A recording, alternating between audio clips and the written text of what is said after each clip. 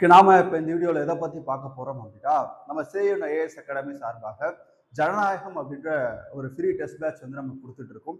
அதுலேயும் குறிப்பாக பாலிட்டியில் வந்து பார்த்தீங்க அப்படின்னா உங்களுக்கு குரூப் 4 அண்ட் குரூப் 2க்கு 15க்கு 15 எடுக்க வைக்கிறதா இந்த டெஸ்ட் பேட்சோடைய நோக்கம்.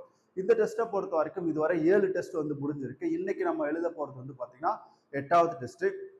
இந்த 8வது டெஸ்ட் வந்து பார்த்தீங்க அப்படின்னா எல்லாரும் நல்லா எழுதுங்க. இதில் இருக்கக்கூடிய கொஷின் பார்த்தாலே உங்களுக்கு தெரியும் அடுத்தடுத்து நம்ம எப்படி படிக்கணும் அப்படின்றது. ஏன்னா அந்த அளவுக்கு தரமாக தான் நம்ம இதுவரையிலையும் 7 டெஸ்ட்லையுமே நம்ம கொடுத்துருப்போம். இது 8வது டெஸ்டோடைய கொஷின் உங்களுக்கு அப்படிதான் இருக்கும். கான்செப்ட் புரிஞ்சுக்கிற மாதிரி தான் இருக்கும்.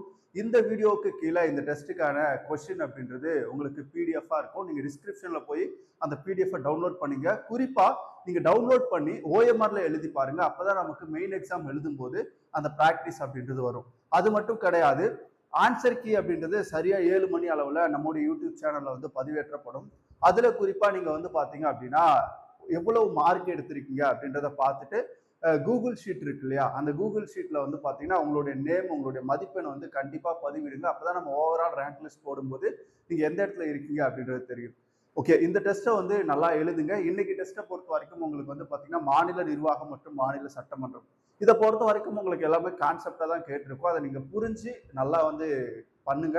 எல்லாருக்கும் ஆல் த பெஸ்ட். இந்த டெஸ்ட் நல்லா பண்ணுங்க. ஜனநாயகம் 8 டெஸ்ட் வந்து பாத்தீங்கன்னா எல்லாருமே முழு மதிப்பெண் பெறணும். எல்லாருக்குமே ஆல் த பெஸ்ட். இதை எழுதிட்டு அதே மாதிரி வந்து பாத்தீங்க அப்படின்னா நீங்க கண்டிப்பா கீ செக் பண்ணிட்டு உங்களுடைய மார்க்கை வந்து பாத்தீங்க அப்படின்னா நம்முடைய அந்த கூகுள் ஷீட்ல பதிவு பண்ணுங்க. அப்பதான் நீங்க எங்க இருக்கீங்கன்னு தெரியும்.